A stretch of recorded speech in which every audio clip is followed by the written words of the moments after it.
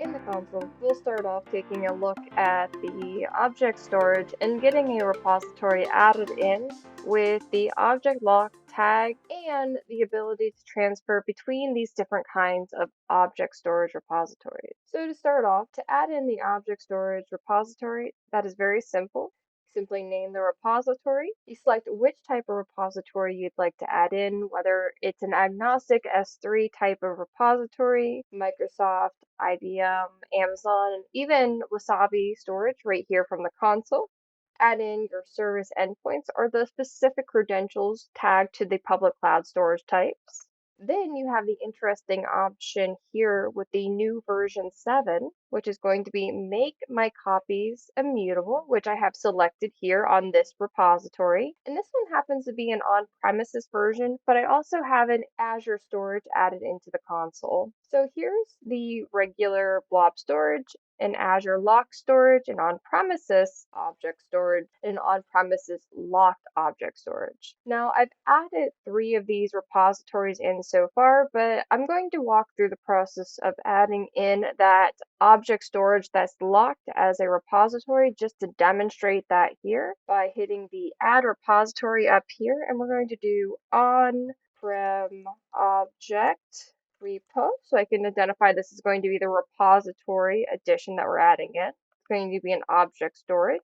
This will keep a local cache in order to create a repository for spinning up of, say, restore processes. And I already made a folder here, but if you don't have a folder, you can make a folder so it doesn't go to your main directory. Then we'll select the locked repository, and you can add a password so you encrypt your data going to the cloud, and you can manage your passwords for that.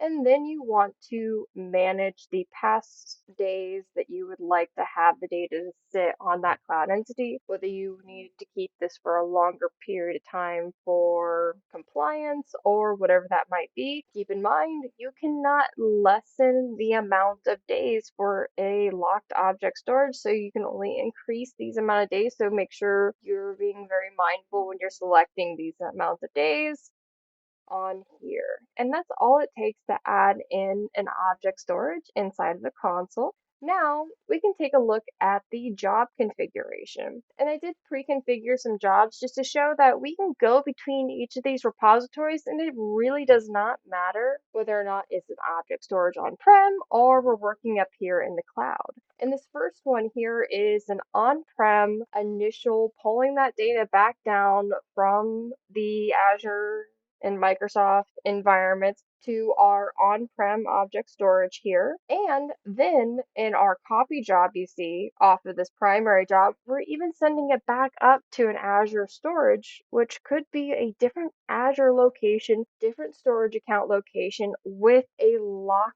object storage type. Now, what we're going to do with this direct to object storage in the cloud, we're going to pull this one back down on-prem, and this one just has one of our high-level users in it for setting up our proper exclusions. And as we can see, this does go to our Azure repository. So this could even be side by side in the cloud for fast restoration types of purposes. We can have the SLA that makes sense in this case. And we're going to just right click on this job, and they follow the same policies as your primary job, of course, and send that to that newly created lock repository. So we're going to send that to that repo we just created. We'll hit next. We need to hit immediate. We can have it copied daily. So immediate is going to do as soon as the backup job's got new data, we're going to immediately get that off to that copy job so there's not a huge gap between that data in case there is some type of attack or malicious actor after this data. Or we can set up a periodic. So maybe we want